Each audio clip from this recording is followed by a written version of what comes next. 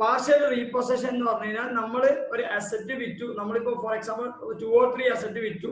ആ 2 or 3 asset വിറ്റപ്പോ അതിൽ നിന്ന് അതിൽ നിന്ന് 1 or 2 അസറ്റ്, 3 അസറ്റ് വിറ്റിട്ടുണ്ടെങ്കിൽ 1 or 2 അസറ്റ് തിരിച്ചു വാങ്ങിക്കുന്നെങ്കിൽ നമ്മൾ എന്ത് പറയുന്നത് പാർഷ്യൽ റീപൊസഷൻ എന്ന് പറയുന്നത്. 3 2 തിരിച്ചെടുക്കാം അല്ലെങ്കിൽ 1 തിരിച്ചെടുക്കാം.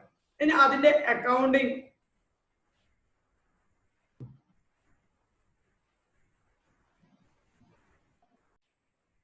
അതായത് പാർഷ്യൽ റീപൊസഷൻ എന്ന് പറയുന്നത് 3 അസറ്റ് വിറ്റിട്ടുണ്ടെങ്കിൽ 3 or 4 whatever 3 തൽക്കാലം എക്സാമ്പിൾ 3 വിറ്റിട്ടുണ്ടെങ്കിൽ അതിൽ നിന്ന് 1 or 2 തിരിച്ചെടുക്കുന്നെങ്കിൽ അപ്പൊ തിരിച്ചെടുക്കുക.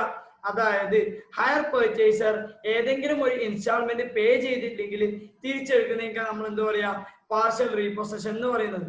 ഇനി മനസ്സിലാക്കേണ്ടത് ഞാൻ നിങ്ങളോട് പറഞ്ഞിട്ടുണ്ട് കംപ്ലീറ്റ് റീപൊസഷൻ എന്ന് പറഞ്ഞു കഴിഞ്ഞാൽ അവിടെ എന്തായി, അതായത് പിന്നെ ഹയർ പർച്ചേസറും ഹയർ വെണ്ടറും തമ്മിൽ ഒരു ബന്ധവുമില്ല.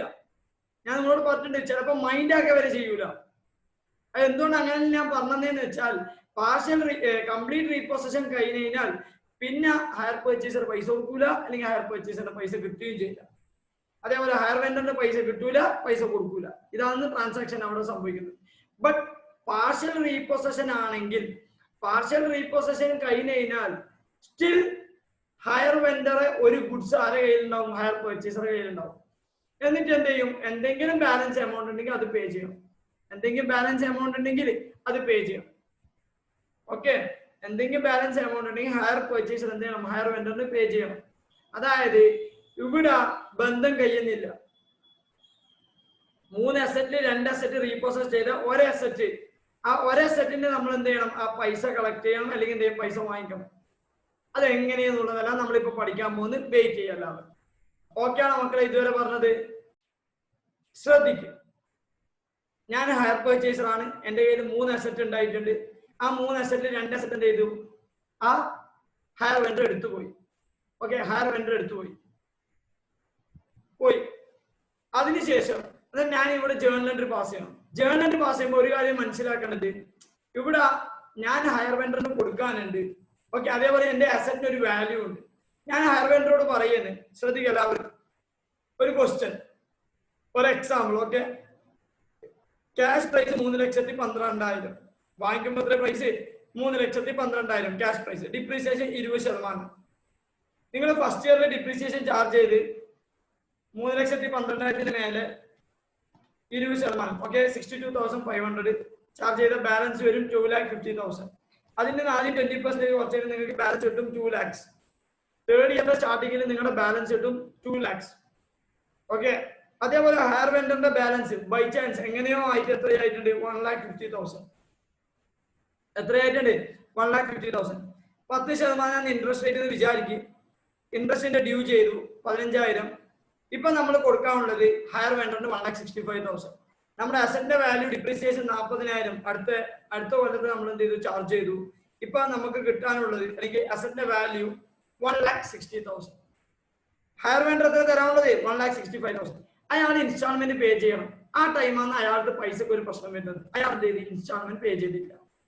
ഇൻസ്റ്റാൾമെന്റ് പേ ചെയ്തിട്ടില്ലെങ്കിൽ എന്ത് ചെയ്യും, ഹയർ വെണ്ടർ ഹയർ പർച്ചേസറിൽ നിന്ന് അസറ്റ് എടുത്തിട്ട് പോകും. ഇതാണ് സംഭവിക്കാൻ പോകുന്നത്. ശ്രദ്ധിക്കുക എല്ലാവരും. അതായത് മക്കളെ, ഹയർ വെണ്ടർ നമുക്ക് തരാനുള്ളത്, ഹയർ വെണ്ടറിന് ഞാൻ കൊടുക്കാനുള്ളത് 1,65,000. എന്റെ അസറ്റിന്റെ വാല്യൂ 1,60,000. ഒരു 4 അസറ്റ് ആണെന്ന് വിചാരിച്ചു. 4 അസറ്റ് 4 അസറ്റ് ആണ് ഞാൻ വാങ്ങിച്ചത്. 3,12,500 എന്ന് പറഞ്ഞാൽ 4 അസറ്റ് ആണ്. 4 അസറ്റിന്റെ വാല്യൂ 78,175. വാട്ടർ പ്രശ്നമൊന്നുമില്ല, എത്ര അസറ്റിങ് ആയിക്കോട്ടെ. ശ്രദ്ധിക്കല്ല, എന്റെ അസറ്റിന്റെ വാല്യൂ 1,60,000. ഞാൻ അയാൾക്ക് കൊടുക്കാനുള്ളത് 1,65,000. ഞാൻ കൊടുത്തിട്ടില്ല. അതുകൊണ്ട് ഞാൻ എന്ത് ചെയ്തു, ബാലൻസ് ക്യാരി ഡൗൺ ചെയ്തു, ബാലൻസ് ബ്രോട്ട് ഡൗൺ ചെയ്തു. അതേപോലെ അസറ്റും ബാലൻസ് ബ്രോട്ട് ഡൗൺ ചെയ്യാൻ പറ്റും. ഇപ്പൊ അന്ന് എന്ത് ചെയ്യുന്നതെന്ന് വെച്ചാൽ തൽക്കാലം നിങ്ങൾ എസ്യൂം ചെയ്യും. 4 അസറ്റ് 4 അസറ്റിന്റെ വാല്യൂ ആണെന്ന് വിചാരിക്കും. 4 അസറ്റ്സ്. 4 അസറ്റ്സ്. അതായത് 3 അസറ്റ്സ് റീപ്രൊസസ് ചെയ്യാം. 3 അസറ്റ്സ് റീപ്രൊസസ് ചെയ്യാം. 3 അസറ്റ് റീപ്രൊസസ് ചെയ്യാം. ഓട്ടോമാറ്റിക്കലി നിങ്ങൾ മനസ്സിലാക്കേണ്ട കാര്യം, ഇതൊരു പാർഷ്യൽ റീപ്രൊസഷൻ ആണ്.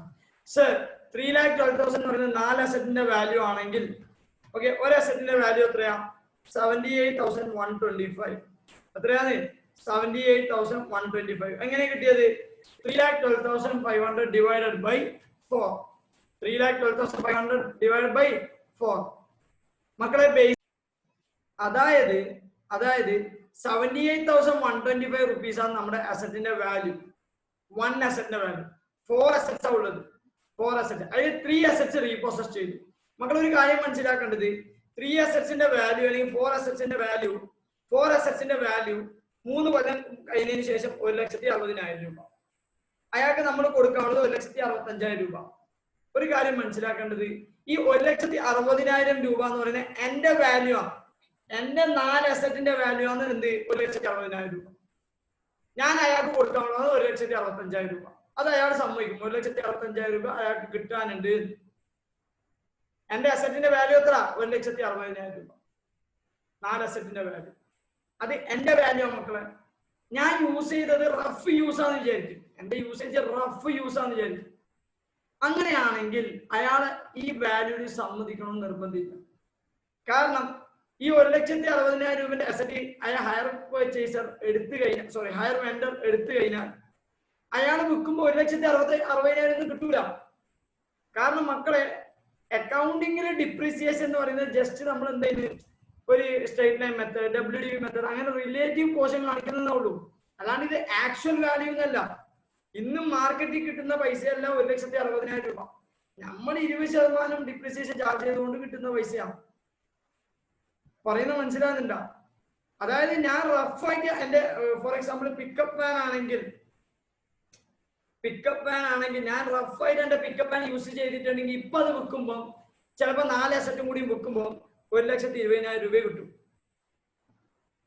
ഓക്കെ, എത്ര കിട്ടാ? 1,20,000.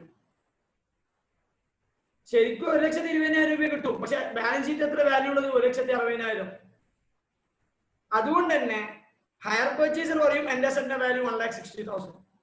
ഹയർ വെണ്ടർ പറയും എനിക്ക് 1,60,000 ഒന്നും ഈ അസറ്റ് ഒന്നും തരാൻ പറ്റുകയും ചെയ്യില്ല. എത്ര തരാം? മാക്സിമം പോയ 1,20,000. 1,20,000 രൂപ. അതായത് ഒരു കോൺഫ്ലിക്റ്റ് വരും. ഇയാൾ പറയും 1,60,000, മറ്റേയാൾ പറയും 1,20,000. ഇതന്നെയല്ലേ സാധാരണ ബയോ സെല്ലിൽ നടക്കുന്നത്. ബാർഗൈനിങ് ആണെന്നില്ലേ? അയാൾ ഒരു പൈസ പറയും, ഇയാൾ ഒരു പൈസ പറയും. അവര് തമ്മിൽ ഇങ്ങനെ പറഞ്ഞുകൊണ്ട് ലാസ്റ്റ് ഒരു പ്രൈസിലേക്ക് എത്തിക്കും.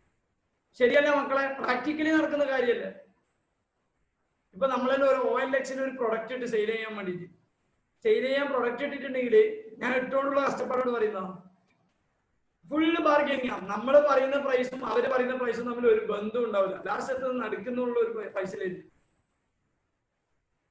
കാരണം ആരും എന്ത് ചെയ്യൂല, ഗ്രാൻഡഡ് ആയിട്ട് ഞാൻ പറയുന്ന 1,60,60,000 എന്റെ ബൈക്കിന്റെ പൈസ വാങ്ങിക്കൂല. ഈവൻ നമ്മളൊരു ഐഫോൺ വാങ്ങിച്ചിട്ട് ഒരു ദിവസം കഴിഞ്ഞ് വിൽക്കുമ്പില്ലേ ചില ആൾക്കാർ വലിയ പൈസ ചെറിയ പൈസ വാങ്ങിക്കാൻ നിൽക്കൂല. എന്തുകൊണ്ടാന്ന് വെച്ചാൽ ഒന്നാമത് ഐഫോണിൽ എന്തെല്ലോ സെക്യൂരിറ്റി പ്രോബ്ലംസ് പറയുന്നത്. സെക്യൂരിറ്റി ബെനിഫിറ്റ്സ് കൊണ്ട് പ്രോബ്ലംസ് ഉണ്ട്, എന്തെല്ലോ ഉണ്ട്. യൂസ് ചെയ്യാൻ പഠിച്ചാൽ മാത്രം അറിയായിരിക്കും. എനിക്ക് പ്രത്യേകം അറിയില്ല കേട്ടോ. അതായത് ഐഫോൺ അല്ല, ഏത് ഫോൺ ആയാലും ഓക്കെ, ഞാൻ ഐഫോണിനെ മാത്രം പറഞ്ഞില്ല, ഏത് ഫോൺ ആയാലും ഏത് ഇലക്ട്രോണിക് ഐറ്റംസ് ആയാലും നമ്മൾ ഇന്ന് വാങ്ങിച്ച പിറ്റേ ദിവസം നോക്കുമ്പോൾ അതിന്റെ വാല്യൂ കുറയും. അതേപോലെയാണ് ഇവിടെ എന്താ സംഭവിക്കാന്ന് വെച്ചാൽ എന്റെ വാല്യൂ 1,60,60,000 രൂപ, അയാൾ പറയുന്നത് 1,20,000 രൂപ. എന്നിട്ട് നമ്മൾ തമ്മിൽ ഒരു കോൺഫ്ലിക്റ്റ് വരുന്ന പോലെ. എന്നിട്ട് അവര് വരെ എഗ്രി ചെയ്യുന്ന ഒരു വാല്യൂ ഉണ്ട്, അതിനെ പറയാം എഗ്രീഡ് വാല്യൂ. അവര് എഗ്രി ചെയ്യുന്ന ഒരു വാല്യൂ ഉണ്ട്, അതാണ് വാല്യൂ. അതിനെ പറയാം എഗ്രീഡ് വാല്യൂ. മക്കളെ പറയുന്ന മനസ്സിലാവുന്നുണ്ടോ? അതായത് ശ്രദ്ധിക്ക്, ഹയർ വെണ്ടർ പറയുന്നത് ഈ 4 അസറ്റിന്റെ value okay, 4 asset 3 asset taken over ചെയ്യുന്നത് എത്ര പൈസക്ക്? 80,000 റുപ്പീസ്. എത്ര? 80,000 റുപ്പീസ്. ഇതിനാ പറയാ എഗ്രീഡ് വാല്യൂ. ഇതിനാ പറയാ എന്ത്? Agreed value. എന്താ പറയാ? Agreed value 80,000. അതായത് അവർ രണ്ടാളും സംസാരിച്ച് ഒരു ഡീലിലെത്തുന്ന വാല്യൂ ആണ് എത്ര? 80,000. മക്കളെ 80,000 നമ്മൾ 3 അസറ്റിന്റെ വാല്യൂ ആണ്. ചിലർക്ക് ഇപ്പൊ ഡൗട്ട് വന്നിട്ടുണ്ടാവും, സർ 1,20,000 അതിനെക്കാട്ടി കുറച്ചല്ല. 1,20,000 4 അസറ്റിന്റെ വാല്യൂ ആണ്. 3 അസറ്റിന്റെ വാല്യൂ എത്ര 80,000. ഫോർ എക്സാമ്പിൾ മാത്രം മക്കളെ 3 അസറ്റിന്റെ വാല്യൂ എത്ര എഗ്രി ചെയ്യുന്നത് 80,000 റുപ്പീസ്. എങ്ങനെ വാല്യൂ വന്നത് തന്നു എന്ന് വിചാരിക്കും, എഗ്രീഡ് വാല്യൂ തന്നെന്ന് വിചാരിക്കും, ശ്രദ്ധിക്കുക നമുക്ക് അങ്ങനെ തന്നെ പോവാം. 80,000 റുപ്പീസ്. അതായത് അയാള് 3 അസറ്റ് എടുത്തത് 80,000 രൂപക്കാണ് എടുത്തത്. അതായത് അങ്ങനെയാണെങ്കിൽ എന്റെ ചോദ്യം, ഞാൻ അയാൾക്ക് എന്തായാലും പൈസ കൊടുക്കാനില്ലേ, അയാളുടെ ലയബിലിറ്റി 80,000 വെച്ചിട്ടാണോ കുറയാ, അല്ല 1,20,000 വെച്ചിട്ടാണോ കുറയാ, അല്ല 1,60,000 വെച്ചിട്ടാണോ കുറയാ? അയാൾ എന്റെ അസറ്റ് എടുത്തു പോയി മക്കളെ, അയാളുടെ ലയബിലിറ്റി അയാൾക്ക് കൊടുക്കാനുള്ള പൈസ 80,000 വെച്ചിട്ടാണോ കുറയാ, 1,20,000 വെച്ചിട്ടാണോ കുറയാ, അല്ലെങ്കിൽ 1,60,000 വെച്ചിട്ടാണോ കുറയാ? മക്കളെ എഗ്രീഡ് വാല്യൂ, അവരെ എഗ്രി ചെയ്യുന്ന വാല്യൂ മാത്രമേ എന്ത് ചെയ്യാൻ പറ്റും, കുറക്കാൻ പറ്റും. അവരെ ലയബിലിറ്റി എന്ത് ചെയ്യും, അതായത് സാധാരണ രീതിയിൽ ഞാൻ ക്യാഷ് 80,000 അല്ലെങ്കിൽ 1,20,000 കൊടുക്കണം. പക്ഷെ ആ കൊടുക്കുന്നതിന് പകരം ഞാനൊരു അസറ്റ് കൊടുക്കുമ്പോഴും നമ്മളെ ക്രെഡിറ്റർ കുറയല്ലേ ചെയ്യാം. നമ്മളൊരു ക്രെഡിറ്ററിന് പൈസ കൊടുക്കുന്നതിന് പകരം നമ്മൾ ഗുഡ്സ് കൊടുത്തു കഴിഞ്ഞാൽ ഓട്ടോമാറ്റിക്കലി ക്രെഡിറ്റർ കുറയൂലേ. ആ ഗുഡ്സ് കൊടുക്കുന്നതിന് പകരം നമ്മൾ എന്താ കൊടുക്കുന്നതെന്ന് വെച്ചാൽ അസറ്റ് കൊടുക്കുന്നതാണ്. അസറ്റ് കൊടുത്തതിന് എന്ത് ചെയ്യും, കടം കുറയും. നമ്മുടെ ജനറൽ ലൈഫ്, ഇപ്പൊ എന്റെ ലൈഫ് വെച്ചിട്ട് പറയുന്നുണ്ടെങ്കിൽ ഞാൻ ഒരാൾക്ക് പൈസ കൊടുക്കാനുണ്ട്, ഫോർ എക്സാമ്പിൾ 10,000 രൂപ കൊടുക്കാവുള്ളൂ. ഞാൻ എന്ത് ചെയ്ത്, ഞാൻ യൂസ് ചെയ്യുന്ന ഐഫോൺ എടുത്തിട്ട് അയാൾക്ക് കൊടുത്തിട്ട് പറഞ്ഞു, ഇന്നാ നിങ്ങൾ എടുത്തോ, എൻ്റെ കയ്യിൽ പൈസ ഒന്നും തരാനില്ല, നിങ്ങൾ ഇത് എടുക്ക്. എന്നാൽ അയാൾ പറയും ഇത് ഞാൻ 8,000 രൂപക്ക് എടുക്കൂ, അല്ലാണ്ട് 10,000 രൂപക്കൊന്നും എടുക്കൂല. അങ്ങനെയാണെങ്കിൽ അയാളെ ലയബിലിറ്റി കുറയുന്നത്, ഓക്കെ ഞാൻ അയാൾക്ക് കൊടുക്കാനുള്ളത് കുറയുന്നത് 8,000 ആണോ 10,000 ആണോ? 8,000. എന്തുകൊണ്ടാ? അയാൾ 8,000 രൂപക്കാണ് എടുക്കുന്നത്. അതിനാ നമ്മൾ പറയുന്നത് എഗ്രീഡ് വാല്യൂ. പറയുന്ന മനസ്സിലാകുന്ന മക്കളെ ജേർണൽ എൻട്രിയിലേക്ക് പോയതിന് മുമ്പ് ഈ ബുക്ക് വാല്യൂ എന്ന് പറഞ്ഞാൽ 4 അസറ്റിന്റെ 1,60,000. അങ്ങനെ നമ്മൾ 3 അസറ്റിന്റെ ബുക്ക് വാല്യൂ കണ്ടുപിടിക്കണം. Book value of 3 asset that is equal to 1,60,000 എന്ന് പറയുന്നത് 4 അസറ്റിന്റെ, എന്നാൽ 3 അസറ്റിന് എത്രയാ ഇൻറ്റു 3. ഓക്കെ, 1,60,000 എന്ന് പറയുന്നത് 4 അസറ്റിന്റെ ആണെങ്കിൽ ഒരു അസറ്റിന്റെ എത്രയായിരിക്കും 1,60,000 ഡിവൈഡ് ബൈ 4, എന്നാൽ എത്ര കിട്ടും 40,000 കിട്ടും. 40,000 എന്ന് പറയുമ്പോൾ ഒരു അസറ്റിന്റെ വാല്യൂ, 3 അസറ്റിന്റെ വാല്യൂ എത്രയാ 40,000 into 3 that is equal to 1,20,000. Book value of 3 asset എന്ന് പറഞ്ഞാൽ 1,20,000. എഗ്രീഡ് വാല്യൂ എന്ന് പറയുന്നത് എത്രയാ 80,000. ക്വസ്റ്റ്യനിൽ തന്നിട്ടുണ്ട്, ചില ക്വസ്റ്റ്യനിൽ തരൂല, നമ്മൾ അവിടെ കണ്ടുപിടിക്കും. Wait. Okay, book value of 3 asset എന്ന് പറയുന്നത് 1,20,000, എഗ്രീഡ് വാല്യൂ എന്ന് പറഞ്ഞാൽ 80,000. അതായത് എന്റെ 1,20,000 രൂപന്റെ അസറ്റ് അയാൾ എടുത്തത് 80,000 രൂപ. ജേർണൽ എൻട്രി പാസ് ചെയ്തോ, എന്റെ അസറ്റ് എടുത്തു കഴിഞ്ഞാൽ എന്റെ അസറ്റ് കുറയും, അതുകൊണ്ട് ക്രെഡിറ്റ് ചെയ്യാം. അതേപോലെ എന്റെ ലയബിലിറ്റിയും കുറയും, അതുകൊണ്ട് അതും ഡെബിറ്റ് ചെയ്യാം. Higher vendor account debtor.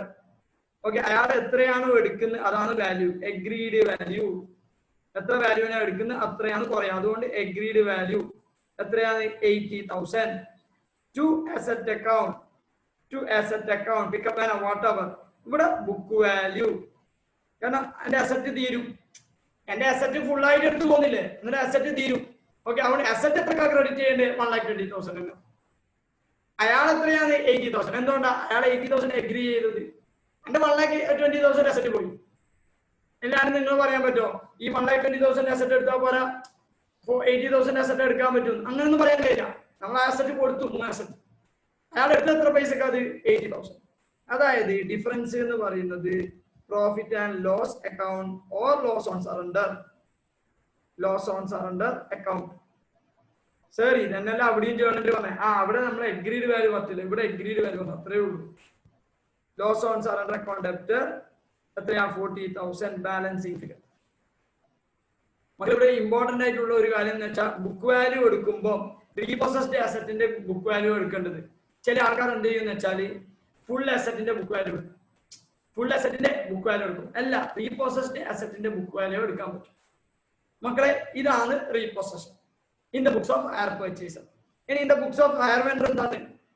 In the books of hire vendor എന്ന് പറയുമ്പോൾ അയാളെ സംബന്ധിച്ചിടത്തോളം ഗുഡ്സ് റീപോസസ്ഡ് അക്കൗണ്ട്. ഓക്കെ, നിങ്ങൾ ഫുൾ ചെയ്തോണ്ട് ഞാൻ ഷോർട്ട് ആയിരുന്നു. Goods repossessed account debtor to hire purchaser account. അത് അയാൾ എത്രക്ക് അഗ്രി ചെയ്യുന്നത് 80,000. അയാൾ അഗ്രി ചെയ്ത വാല്യൂ, അഗ്രീഡ് വാല്യൂ. പറയുന്ന മനസ്സിലാകുന്ന മക്കളെ? ഇതുവരെ ഓക്കെ ആണോ മക്കളെ? ഞാനിത് അഗ്രീഡ് വാല്യൂ എന്ന് ബ്രാക്കറ്റിൽ തന്നത് എന്താണെന്ന് അറിയോ? എന്തുകൊണ്ടാന്ന് വെച്ചാൽ കുറച്ചും കൂടി മനസ്സിലാവാൻ വേണ്ടി, എക്സാം ആലോചിക്കുന്ന ഡൗട്ട് വരാൻ പറ്റില്ല. Hire vendor account agreed value, asset account book value. Okay, loss on repossession എന്ന് പറഞ്ഞ ഡിഫറൻസ് ബിറ്റ്വീൻ ഇത്. നിങ്ങൾ ഇപ്പൊ വേണമെങ്കിൽ ഒന്നും കൂടി ജസ്റ്റ് ചിന്തിച്ചോ. ഞാൻ നേരത്തെ പറഞ്ഞ ഫോണിന്റെ കേസിൽ 10,000 രൂപന്റെ അസറ്റ് ഞാനിപ്പോ അസറ്റ് ആയിട്ട് ട്രീറ്റ് ചെയ്യുന്നുണ്ട് എന്റെ ഐഫോൺ. ഓക്കെ, എന്ത് ചെയ്യുന്ന വെച്ചാൽ എന്റെ ഫോൺ എന്റെ കയ്യിൽ നിന്ന് പോകുമ്പോൾ ഓട്ടോമാറ്റിക് ഞാൻ എന്താ ചെയ്യാന്ന് വെച്ചാൽ എന്റെ ഫോണ് പോകുമ്പോൾ 10,000 രൂപ എനിക്ക് ബാലൻസ് ഷീറ്റ് എന്റെ അസറ്റ് ഉള്ളൂ. ആ 10,000 രൂപന്റെ അസറ്റ് പോയി കഴിഞ്ഞാൽ 10,000 രൂപ നമ്മൾ കുറക്കണ്ടേ? കുറച്ച്. പക്ഷെ അയാൾ സമ്മതിക്കുന്നത് 8,000 രൂപക്കാണ്. 8,000 രൂപയിൽ അയാളെ കുറക്കാൻ പറ്റും. ഇനി 2,000 രൂപ എനും അയാൾക്ക് എന്തുണ്ട് കൊടുക്കാനുണ്ട്. ഓക്കെ, 2,000 രൂപ എനും കൊടുക്കാനുണ്ട്. ഓക്കെ, പറയുന്നത് മനസ്സിലാകുന്നുണ്ടോ? എന്റെ അസറ്റ് 10,000 രൂപ പോകും, 8,000 രൂപയിൽ നിന്ന് അയാൾക്ക് കുറയും, അയാൾക്ക് എന്റെ 2,000 രൂപ ആദ്യം കൊടുക്കാണ്ട്. ഇതാ സംഭവം. ഇവിടെ ഇങ്ങനെ തന്നെ സംഭവിക്കുന്നത്. ബാക്കി കാര്യങ്ങൾ നമ്മൾ പറയില്ല, അത് അങ്ങനെ തന്നെയാണ്. അതായത് ഇപ്പോ അതിന് ഹയർ വെൻഡറിന് കുറച്ച് പൈസ കൊടുക്കാനുണ്ട്, അസറ്റിന് ബാലൻസ് ഷീറ്റ് കുറച്ച് വാല്യൂ ഉണ്ടാവും, കാരണം ഫുൾ റീപൊസഷൻ നടന്നിട്ടില്ല. അങ്ങനെ തന്നെ ബാക്കി കാര്യങ്ങൾ. മക്കളെ ഇനിയിപ്പോ നമ്മൾ അടുത്ത കൊല്ലം ചെയ്യുന്നുണ്ടെങ്കിൽ ഈ ബാക്കി റീപൊസസ് ചെയ്ത അസറ്റിന്റെ മേലെ അതിന് ഡിപ്രീസിയേഷൻ ചാർജ് ചെയ്യാൻ പറ്റും. ഇല്ലാത്ത അസറ്റിന്റെ മേലെ ഒന്നും ഡിപ്രീസിയേഷൻ ചാർജ് ചെയ്തു. അതായത് നമ്മൾ ഈ ജേർണൽ എൻട്രി പാസ് ചെയ്യൂലേ, ഈ ജേർണൽ എൻട്രി പാസ് ചെയ്താൽ ഓട്ടോമാറ്റിക് നമ്മുടെ അസറ്റിന്റെ വാല്യൂ കുറയും. അസറ്റിന്റെ വാല്യൂ കുറയുന്നുണ്ടെങ്കിൽ ഓക്കെ, നിങ്ങൾ പിന്നെ ഡിപ്രീസിയേഷൻ ചാർജ് ചെയ്യുമ്പോൾ ബാലൻസ് അസറ്റിന്റെ മേലെ ഡിപ്രീസിയേഷൻ ചാർജ് ചെയ്യാൻ പറ്റും. അല്ലാതെ ഫുൾ അസറ്റിന്റെ മേലെ ആദ്യം ഇട്ടേക്കല്ല. ഓക്കെ, പിന്നെന്ന് വെച്ചാല് കംപ്ലീറ്റ് റീപൊസഷനിൽ അഗ്രീഡ് വാല്യൂ ഉണ്ടോ എന്ന് ചോദിച്ചാൽ അഗ്രീഡ് വാല്യൂ ഇല്ല മക്കളെ. അതുകൊണ്ട് ഞാൻ അവിടെ പറഞ്ഞ അതോ അവിടെ അഗ്രീഡ് വാല്യൂ ഉണ്ടെങ്കിൽ പിന്നെ കംപ്ലീറ്റ് റീപൊസഷനും പാർഷ്യൽ റീപൊസഷനും തമ്മിൽ ഒരു ഡിഫറൻസ് ഇല്ല. ഞാൻ അതാ പറഞ്ഞത്. അവരെ അസറ്റ് എടുത്തിട്ട് പോകുന്നു, പിന്നെ നമ്മളോ അവരും തമ്മിൽ ബന്ധമില്ല. നമ്മളോ അവരും തമ്മിൽ ബന്ധമില്ല എന്ന് പറയുന്നത് ബന്ധം ഉണ്ടെങ്കിൽ നമ്മൾ പൈസ തിരിച്ച് ആദ്യം കൊടുക്കേണ്ടി വരും. ബാക്കി ബന്ധം ഉണ്ടെങ്കിൽ നമ്മൾ ആദ്യം പൈസ കൊടുക്കേണ്ടി വരും. അതാണ് അതിന്റെ പ്രാക്ടിക്കൽ ആപ്ലിക്കേഷൻ എന്ന് പറയുന്നത്. പറയുന്ന മനസ്സിലാകുന്നുണ്ടോ മക്കളെ? നമുക്ക് ഇവിടെ 80,000 എന്ന് പറയുന്നത് അസറ്റിന്റെ വാല്യൂ തന്നിട്ടുണ്ട്. ഓക്കെ, അല്ലെങ്കിൽ അഗ്രീഡ് വാല്യൂ എന്ന് പറഞ്ഞിട്ട് 80,000 തന്നിട്ടുണ്ട്. ചില ക്വസ്റ്റ്യൻ അഗ്രീഡ് വാല്യൂ തരൂല. ആ ക്വസ്റ്റ്യനിൽ നമ്മൾ എന്ത് ചെയ്യണം? അഗ്രീഡ് വാല്യൂ കണ്ടുപിടിക്കണം. ശ്രദ്ധിക്കെല്ലാവരും. എങ്ങനെ കണ്ടുപിടിക്കണേ ശ്രദ്ധിക്കും. അതായത് ഞാൻ ഹയർ പർച്ചേസ്, ഞാനും ഹയർ വെൻഡറും തമ്മിൽ ഹയർ പർച്ചേസ് ട്രാൻസാക്ഷൻ നടക്കുമെന്ന് തന്നെ നമ്മൾ തമ്മിൽ പറയും. അതായത് നിങ്ങൾ ഏതെങ്കിലും ഇൻസ്റ്റാൾമെന്റ് ഡ്യൂ ചെയ്തിട്ട് നിങ്ങൾ പേ ചെയ്യാൻ നിന്നാൽ നിങ്ങൾ അസറ്റ് റീപ്രോസസ് ചെയ്യും. നിങ്ങൾ അസറ്റ് റീപ്രോസസ് ചെയ്യുമ്പോൾ നിങ്ങൾ എന്ത് വാല്യൂ ആണെങ്കിൽ കാണിച്ചോ. ആരാ പറയുന്നത്? Higher vendor. നിങ്ങൾ എന്ത് വാല്യൂ ആണെങ്കിൽ കാണിച്ചോ. ബട്ട് നമ്മുടെ കമ്പനിന്റെ പ്രോട്ടോകോൾ എന്താന്ന് വെച്ചാൽ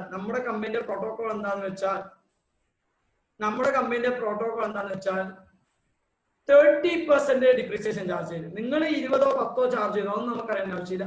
നമ്മൾ 30% ഡിപ്രീസിയേഷൻ ചാർജ് ചെയ്യും. അതേപോലെ ഏതെങ്കിലും ഒരു പെർസെന്റേജ് അവർ തരും. 30 ആവാം, 40 ആവാം, 50 ആവാം, വാട്ടെവർ. ഓക്കെ, ഒരു പെർസെന്റേജ് ഡിപ്രീസിയേഷൻ അവർ ചാർജ് ചെയ്യും. എന്നിട്ട് കിട്ടുന്ന വാല്യൂ നമ്മുടെ അഗ്രീഡ് വാല്യൂ. ഓക്കെ, പറയുന്ന മനസ്സിലാവുന്ന മക്കളെ? അഗ്രീഡ് വാല്യൂ തരുന്നില്ലെങ്കിൽ അവര് ക്വസ്റ്റ്യനിൽ പറയും. അതായത് ഈ ബാക്ക്ഗ്രൗണ്ട് ഒന്നും പറയൂല. അവര് തമ്മിൽ പണ്ട് അഗ്രി ചെയ്ത് അങ്ങനെയൊന്നും പറയൂല. അവര് പറയും അഗ്രീഡ് വാല്യൂ എങ്ങനെ കണ്ടുപിടിക്കേണ്ടത്? നിങ്ങളൊരു എൻഹാൻസ്ഡ് ഡിപ്രീസിയേഷൻ തരും. Generally more than normal depreciation charge ചെയ്തിട്ടാണ് നിങ്ങൾ എന്ത് ചെയ്യേണ്ടത്? അസറ്റിന്റെ വാല്യൂ കണ്ടുപിടിക്കേണ്ടത്. നിങ്ങളോട് പറയുന്നത് 30% എന്ന് വിചാരിക്കും. ശ്രദ്ധിക്കല്ലാവരും. ഓക്കെ, ശ്രദ്ധിക്കല്ലാവരും. കോസ്റ്റ് ഓഫ് അസറ്റ് എന്ന് പറയുന്നത് 3,12,500. Okay, less depreciation for first year. Depreciation for first year എന്ന് പറയുമ്പോൾ 30%. എന്തിന്റെ മേലെ? 3,12,500 മേലെ. ഓക്കെ, ഡേറ്റ് എല്ലാം കൊടുത്തിട്ട് എഴുതുന്ന മക്കളെ. ഈ ക്വസ്റ്റ്യനിൽ ഡേറ്റ് ഒന്നും ഇല്ലാത്തതുകൊണ്ടാണ് ഞാൻ ഫസ്റ്റ് ഇയർ എഴുതുന്നത്. 3,12,500 into 30%, 93,750. ഓക്കെ, ലെസ് ചെയ്തതിന് നിങ്ങൾക്ക് കിട്ടും 2,18,750. ഇതിനാ പറയാ book value after 1 year. Okay, എന്നിട്ട് എന്ത് ചെയ്യും? ലെസ് അടുത്ത കൊല്ലത്തെ ഡിപ്രീസിയേഷൻ. കാരണം 3 കൊല്ലം കഴിഞ്ഞതിന് ശേഷം എന്ത് ചെയ്യുന്നത്? റീപൊസഷൻ ചെയ്യുന്നുണ്ട്. Depreciation for second year. Depreciation for second year എന്ന് പറഞ്ഞാൽ 2,18,750 into 30%. ഓക്കെ, WDV മെത്തേഡ് ആണെന്ന് വിചാരിച്ചോ. That is equal to 65,625. Okay, minus ചെയ്യാം 1,53,125 കിട്ടും. That is book value after 2 years less depreciation for 3rd year. മൂന്നാമത്തെ കൊല്ലത്തെ ഡിപ്രീസിയേഷൻ എന്ത് ചെയ്യുക, ചാർജ് ചെയ്യുക. ഡിപ്രീസിയേഷൻ ഫോർ 3rd year എത്രയാ വാല്യൂ? 1,53,125 into 30%. അതായത് 45,938. ഓക്കെ, നിങ്ങൾക്ക് വാല്യൂ കിട്ടും 107,188. ഓക്കെ, ഇതാണ് book value after 3 years. After 3 years, book value after 3 years, book value after 3 years എന്തിന്റെ വാല്യൂ? 4 അസറ്റിന്റെ വാല്യൂ. 4 അസറ്റിന്റെ വാല്യൂ എത്ര? 1,07,158. അങ്ങനെയാണെങ്കിൽ എഗ്രീഡ് വാല്യൂ, ഈ ബുക്ക് വാല്യൂ വേണമെങ്കിൽ എഗ്രീഡ് വാല്യൂ എന്ന് പറയാം, പക്ഷെ പറയല്ല അത്, കാരണം ഇത് 4 അസറ്റിന്റെ വാല്യൂ അല്ല. Agreed value for 3 assets equal to 1,07,188 into 3/4. കാരണം 4 അസറ്റിന്റെ വാല്യൂ ആണെങ്കിൽ നമുക്ക് അറിയേണ്ട 3 അസറ്റിന്റെ വാല്യൂ എത്രയാണ്? into 3/4 എന്ന് പറയുന്നത് 80,390. എത്രയായി കിട്ടുന്നത്? 80,390. മക്കളെ നമ്മൾ എന്ത് ചെയ്യണം എന്ന് വെച്ചാൽ ഇതേപോലെ കണ്ടുപിടിക്കണം.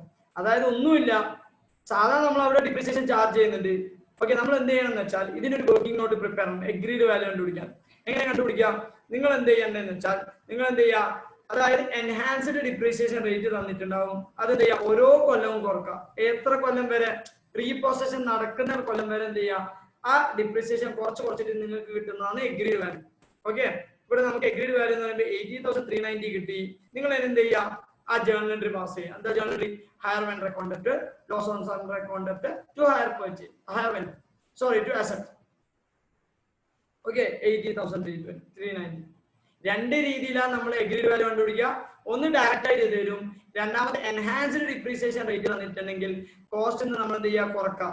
കാരണം അവരെന്താ പറയുന്നത് വെച്ചാൽ നിങ്ങൾ ഉപയോഗം വെച്ചിട്ട് ഇതിന് 30% ഡിപ്രീസിയേഷൻ ചാർജ് ചെയ്യണം, അല്ലാതെ 20% ചെയ്താൽ പോരാ. എന്നിട്ട് നമ്മൾ എന്ത് ചെയ്യുക, ആ 30% കുറച്ചിട്ട് ഒരു വാല്യൂ കണ്ടുപിടിക്കുക. അതാണ് എഗ്രീഡ് വാല്യൂ. ഇവിടെയും നമ്മൾ എപ്പോൾ ശ്രദ്ധിക്കേണ്ടത് ആ പ്രപ്പോർഷനാണ്. ചിലപ്പോൾ 3 അസറ്റ് ആയിട്ട് ടോട്ടൽ ഉണ്ടാവും, അന്നേരം 2 അസറ്റ് എടുക്കുന്നുണ്ട്, ഈ 2/3. അതൊക്കെ എടുക്കുമ്പോൾ നമ്മൾ ബൈഹാർട്ട് ആക്കാൻ പറ്റൂല. എന്താ ചെയ്യേണ്ടത്? 1,07,188 3 അസറ്റിന്റെ വാല്യൂ ആണെങ്കിൽ 2 അസറ്റിന്റെ വാല്യൂ എത്ര? ഡിവൈഡഡ് ബൈ 3 ചെയ്താൽ 1 അസറ്റിന്റെ വാല്യൂ കിട്ടും. ഇൻറ്റു 2 ചെയ്താൽ 2 അസറ്റിന്റെ വാല്യൂ. ഓക്കെ, അതേപോലെ നമ്മൾ ചിന്തിച്ച് മനസ്സിലാക്കാൻ മതി. വലിയ ഡീലൊന്നും.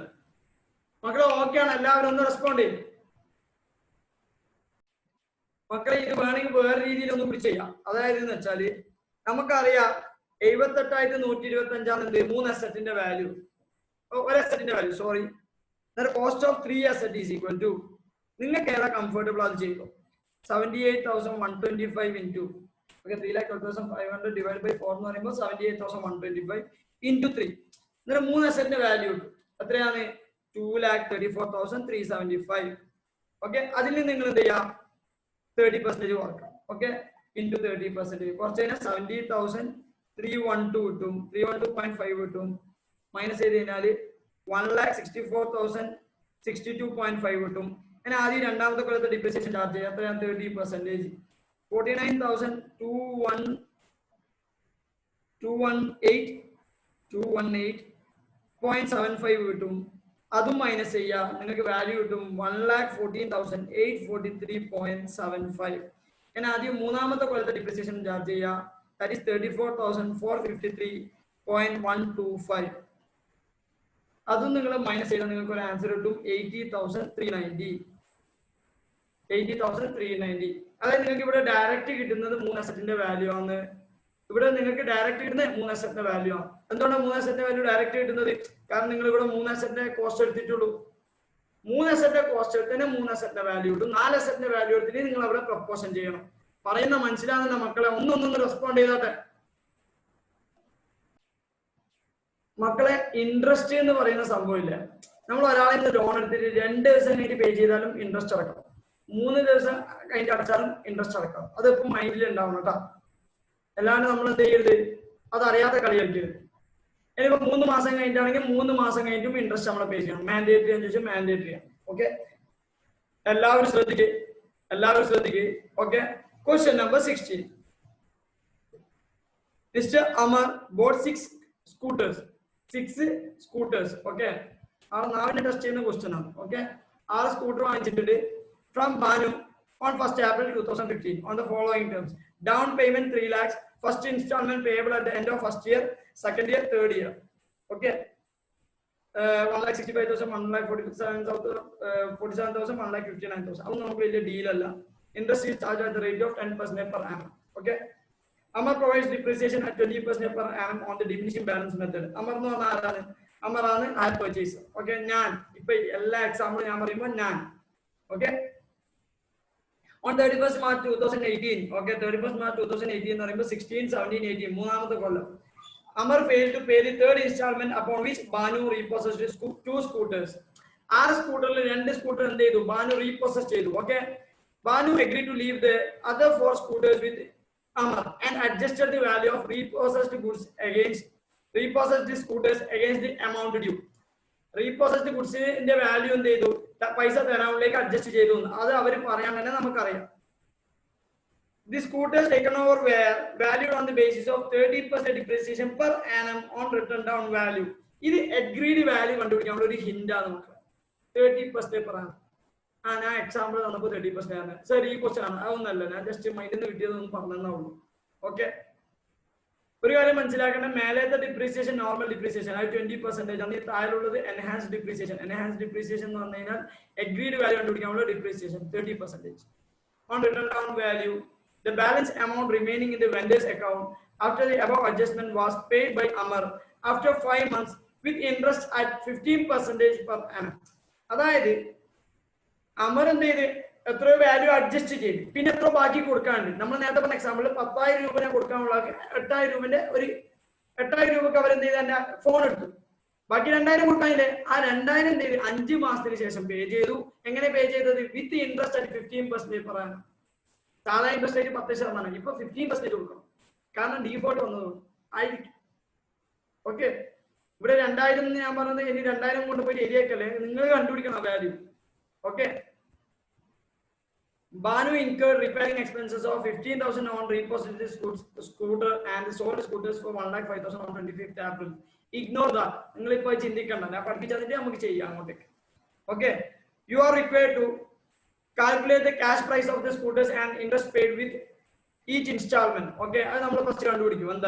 Then prepare scooters account and Banu account in the books of Amar. Hire purchaser books in hire vendor account, scooter account prepare. Mandatory. Prepare goods repossessed account in the books of Banu. That's the prepare. This is May 2019. 10 mark in the question. If 10 mark, 8 mark in the Okay.